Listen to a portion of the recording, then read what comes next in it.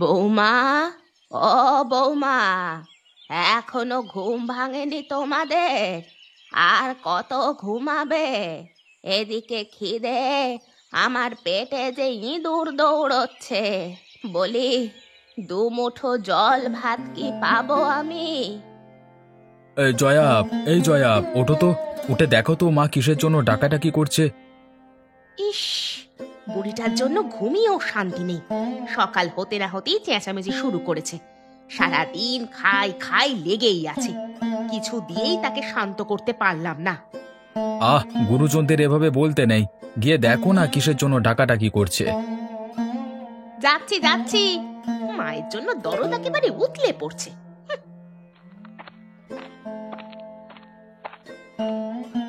এই যে বৌমা, তুমি এসেছো। আমি সেই কখন থেকে ডেকেই যাচ্ছি। তা কি হয়েছে আপনার মা? বলি, এ বাড়িতে তো আরো দুটো বউ আছে, কই তাদেরকে তো কখনো ডাকতে শুনিনি। ডাকবে কি করে? মা তো এখনো আমার ঘরে খায় না ছোট। এমন কথা বলবে না দিদি। তোমরা দু বউ তো 3 মাস করে মায়ের খাবারের দায়িত্ব নাও, বাকি 6 মাস আমাকেই দেখতে হয়। তুমি 6 মাস দেখো বলে মাকে অভুক্ত রাখবে তা হতে পারে না দিদি। আমরা 3 মাস রাখলেও তাকে আদর যত্ন করেই রাখি। মা গো মা, এ কি হাল হলো সংসারটার। ছোট, তুইও দিদির পিছনে পিছনে আমার সাথে ঝগড়া করতে এসেছিস? দুদিনের ছুরি আমাকে আবার কথা শোনায়। দাঁড়া, আজ তো দাদাকে আমি ডেকে তুলছি।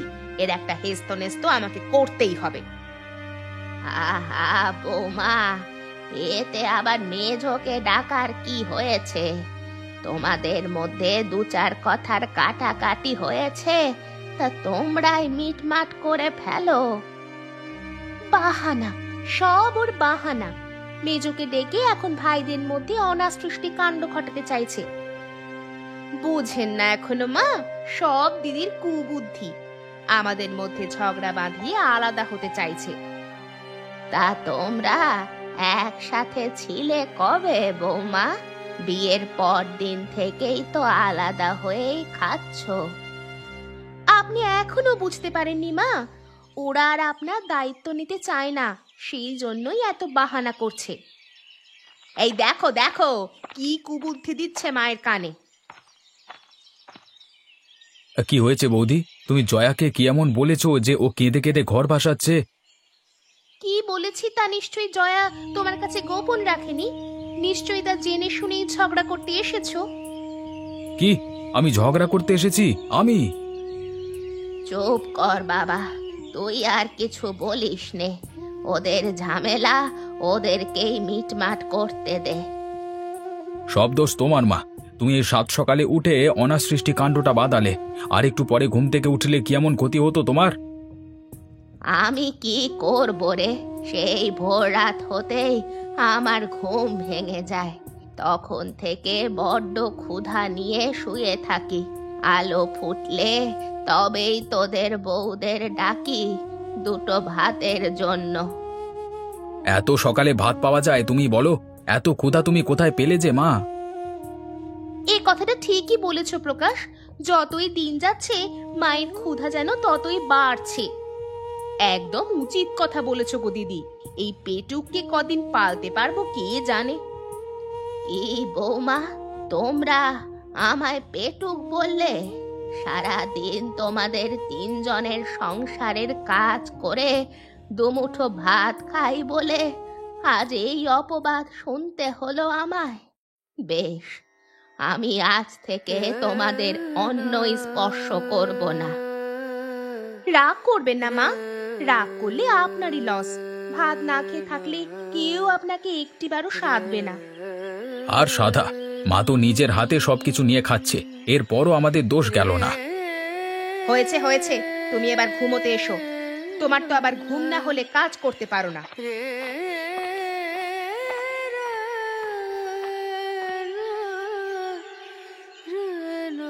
কি গো দিদি, আজ কেমন দিলাম বলো তো? মেজ বউয়ের মুখে একেবারে জামা ঘষে দিয়েছি। সে আর বলতে, খুব শিয়ানাগিরি করছিল এতদিন। এবার ওর ওষুধ পেয়েছি। আর এদিকে বুড়িটার তেজ দেখেছিস? পেটুক বলতে কিভাবে তেলে বেগুনে জ্বলে উঠলো। সেটাই দিদি, আমাদেরই খায়, আমাদেরই পরে, আবার আমাদের উপর তেজ দেখায়। ঠিক বলেছিস ছোট, এই বুড়িটাকে অনেক বছর খাইয়েছি, আর না, এবার ওর একটা হেস্তনেস্ত করতেই হবে। দুই যা আজ একসাথে ঘাটে? সূর্য কোন দিকে উঠলো রে বাবা? না না, ওদের একসাথে হওয়ার পিছনে নিশ্চয়ই কোনো না কোনো রহস্য আছে। শুনি তো আড়ালে গিয়ে কি বলছে ওরা। তা কি করবে শুনি? বুড়ি যে সিন্দাবাদের দৈত্যের মতো আমাদের ঘাড়ে চেপেই রয়েছে, কিছুতেই নামানো যাচ্ছে না। এবার এই দৈত্যকে মেঝোর ঘাড়ে চাপাবো। শোন, আজ ঘাট থেকে ফিরেই। সে কি কথা গো? দুই যা মিলে তাহলে আমাকে সর্বশান্ত করার পায় তারা করছে? আমি কিনা ওই বুড়িকে সারা জীবন পালবো? না না না না না, তা কিছুতেই হতে দেওয়া যাবে না। আজই এর একটা হেস্তনেস্ত করব।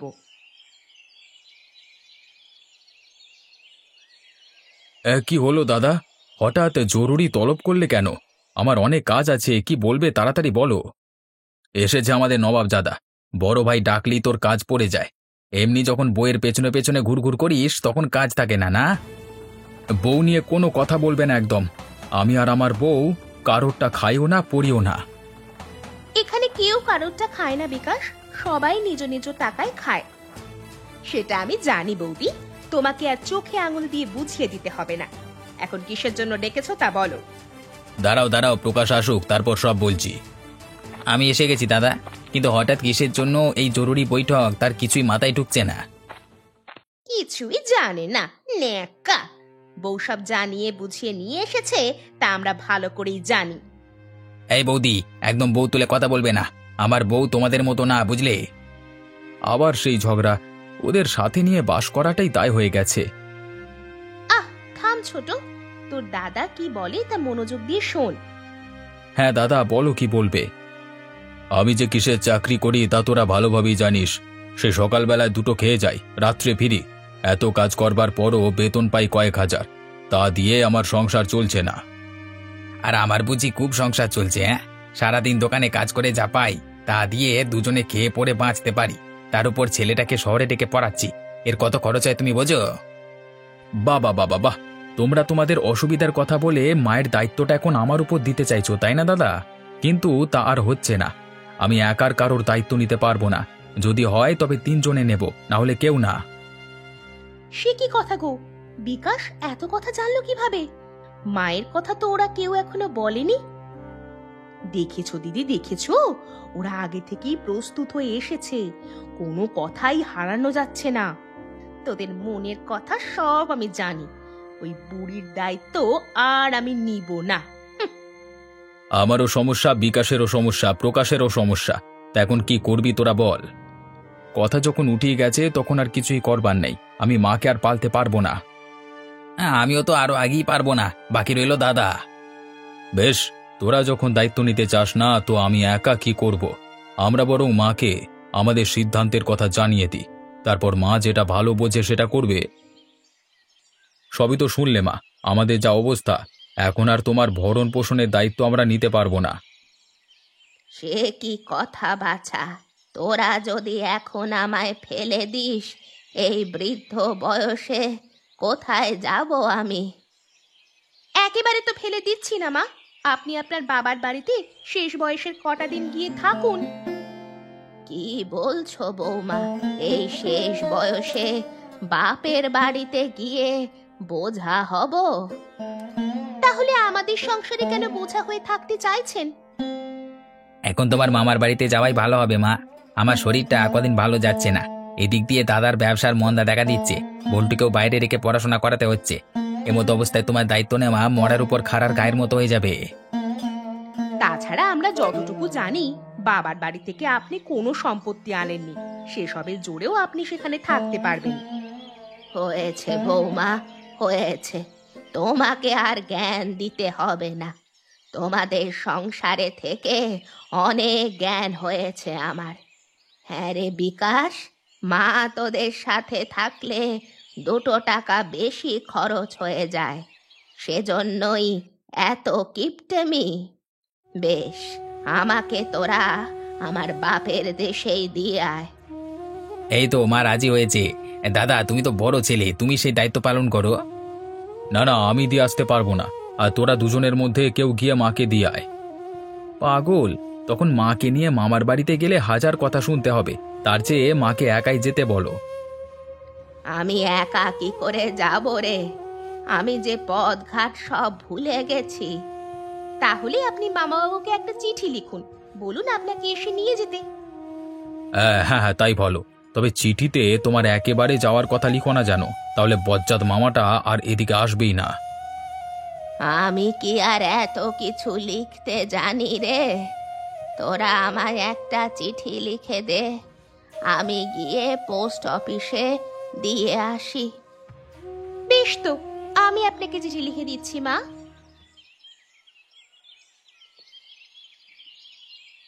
এই নিন মা, আপনার চিঠি লেখা শেষ। এবার এটা নিয়ে পোস্ট অফিসে যান, সেখানকার কাউকে বললেই এটা মামার ঠিকানায় পাঠিয়ে দিবে। চিঠি যে পাঠাবে, টাকা লাগবে না বৌমা? ও, সে টাকাও আপনার কাছে নেই? থাকবে কি করে মা? যা ছিল তা সব তো তোমাদের সংসারে ঢেলেছি। ছোটবেলা থেকে তিনটে ছেলেকে মানুষ করলাম, তারা আজ আমায় দূর করে দিচ্ছে। হয়েছে হয়েছে, এখন আর রামের গীত গাইতে হবে না। আমি টাকা দিচ্ছি, আপনি সেটা নিয়ে পোস্ট অফিসে যান।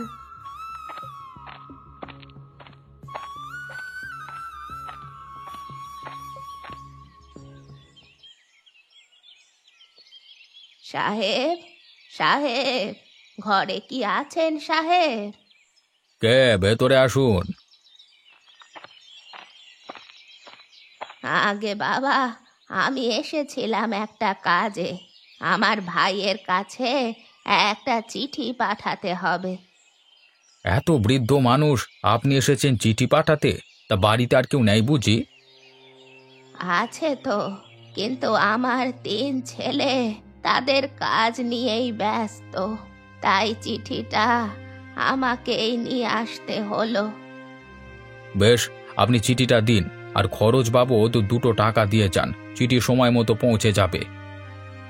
এই নাও বাবা, এই নাও চিঠি আর টাকা।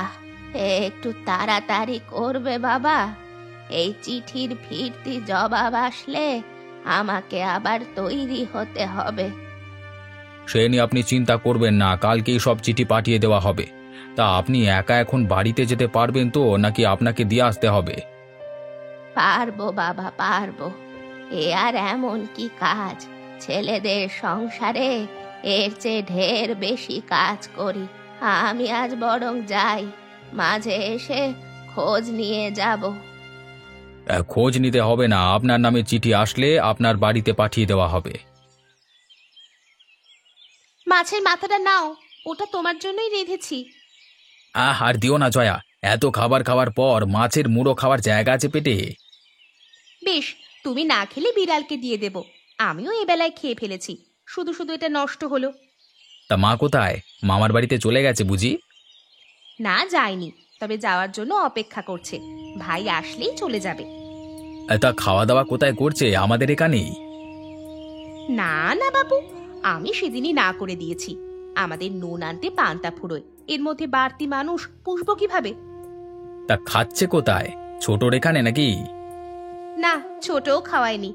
বড় কটা চাল দিদি দিল, নিজে নিজেই রেঁধেই খাচ্ছে। সেই থেকে ঘাটপাড়ির শাকগুলো তুলে তাই সিদ্ধ করে শাক পাতা খাচ্ছে। একেই বলে কই মাছের প্রাণ। এভাবে বেঁচে থেকে আমাদের কষ্ট দেবে, মরে গেলে কি হতো বলো তো? যা রাবণের বংশ তোমাদের, এত সহজে কি জমের রুচিতে ধরবে? বটে, এই রামের বংশেই তোমাকে আসতে হলো। মমতাকে? মমতা, তার চিঠি এসেছে। আগে বাবু, আমি মমতা। আপনার চিঠি এসেছে, এখানে টিপসই করে দিয়ে যান।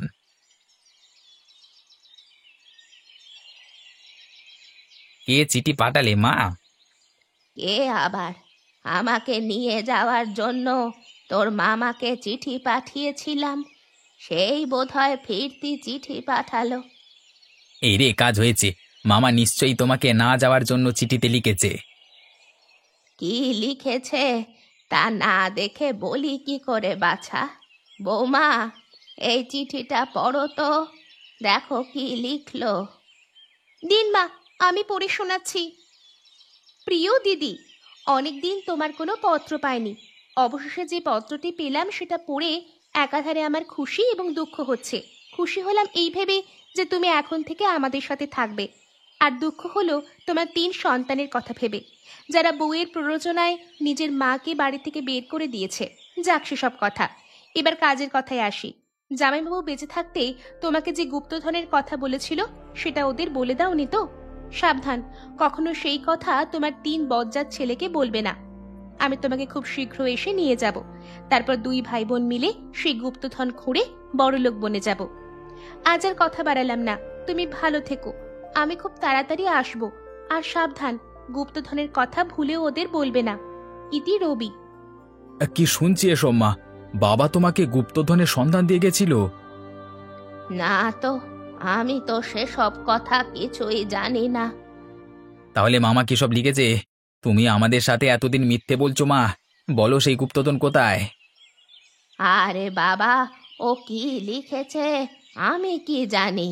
পাগলটার মাথায় কি চেয়েছে কে জানে। শোনো মা, মামা ভুল কিছু লেখেনি। আর ভুল লিখলে আমাদের না জানানোর জন্য এতবার তোমাকে সতর্ক করতো না। ও মা, বলে দাও না গো, মোহরগুলো কোথায় আছে? তোমার দুটো পায়ে পড়ি। আরে আরে আরে, আমি মোহর কোথায় পাবো? ও সব মোহর আমার কাছে নেই। তোরা আমায় একদম বিরক্ত করবি না, এই বলে দিলাম। দাদা, এখন কি হবে? মাঝে মোহরের কথা বললই না। জানতে হবে, ছলে বলে কৌশলে যেভাবেই হোক মোহরের কথা জানতে হবে। ঠিক বলেছ দাদা, এছাড়া মাকে বাড়ি ছাড়া করা যাবে না। কি গো, কিছু বুদ্ধি পেলে? না গিন্নি, মায়ের হাত থেকে গুপ্তধনের কথা জানবার তো কোনো উপায় পেলাম না। আমার মাথায় একটা বুদ্ধি কিন্তু আছে, তুমি চাইলে সেই উপায় চেষ্টা করতে পারি। কি বুদ্ধি? বলো বলো, যেভাবেই হোক ওই গুপ্তধন আমাদের পেতেই হবে। সেজন্য আমাদের মায়ের মন জয় করতে হবে। যদি কোনোভাবে তাকে ভুলিয়ে ভালিয়ে তার কাছের মানুষ হওয়া যায়, তবে তিনি নিশ্চিত আমাদের সে কথা বলে দিবেন। এতটা নিশ্চিত তুমি কিভাবে হলে যে মায়ের মন জয় করতে পারলে তিনি গুপ্তধনের কথা বলবেন? মায়ের মন সন্তানদের প্রতি সবচেয়ে নরম হয়, তাকে একটু আদর যত্ন করলেই তিনি গলে যাবেন। কিন্তু কিভাবে তার মন জয় করবে শুনি? সেজন্য তাকে ভালো ভালো খাবার খাওয়াতে হবে, ভালো জায়গায় রাখতে হবে, তবেই না তিনি আমাদের ওপর সন্তুষ্ট হবেন। একদম ঠিক বলেছ গিন্নি। আমরা কালকে থেকেই মায়ের দেখাশোনা শুরু করব। কালকে ভোরেই আমাকে ডেকে দেবে। আমি হাটে গিয়ে মাছ মাংস কিনে আনবো, আর তুমি তা রান্না করে মাকে গরম গরম খেতে দেবে। ঠিক আছে, আর শোনো, এই কথা সাবধান, দাদা বৌদিদের বলবে না। তারা জেনে গেলে মায়ের মন জয় করতে আমাদের কষ্টকর হয়ে যাবে। বেশ বেশ, কাউকে বলবো না আমি। সকাল হয়ে এসেছে বোধহয়, যাই এবার উঠে পড়ি। এখন আবার নদীর ধারে যেতে হবে। কাল সেখানে বেশ কিছু আমরুল শাক দেখে এসেছি, আজ সেগুলো তুলে ডাল রান্না করব। সে কি গো বৌমারা, তোমরা এতক্ষণে আপনার ঘুম ভাঙলো মা? আমরা সেই কখন থেকে খাবার নিয়ে আপনার জন্য অপেক্ষা করছি। আমার জন্য তোমরা খাবার নিয়ে এসেছো? হায় বিধাতা, আমি স্বপ্ন দেখছি না তো? স্বপ্ন নয় মা, আপনি বাস্তবেই আছেন। এই দেখুন, খাবার থেকে কত সুন্দর গন্ধ বেরুচ্ছে। স্বপ্ন হলে এমন গন্ধ পেতেন না। তা বটে তা বটে, কিন্তু তোমরা হঠাৎ কার জন্য এত খাবার রান্না করলে? আপনার জন্য মা, আপনার জন্য।